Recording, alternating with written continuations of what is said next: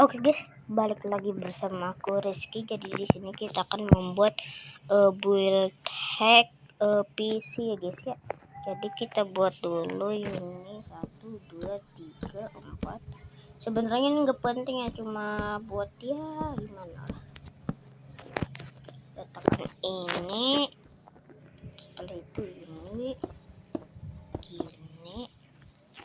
iron trapdoor. Setelah itu ini hancurkan armor stand, ini lagi.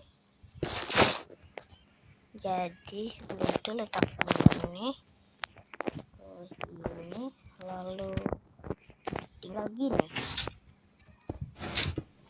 Udah jadi PC. Ya mungkin segini aja dulu ya. Jangan lupa like, comment, and subscribe.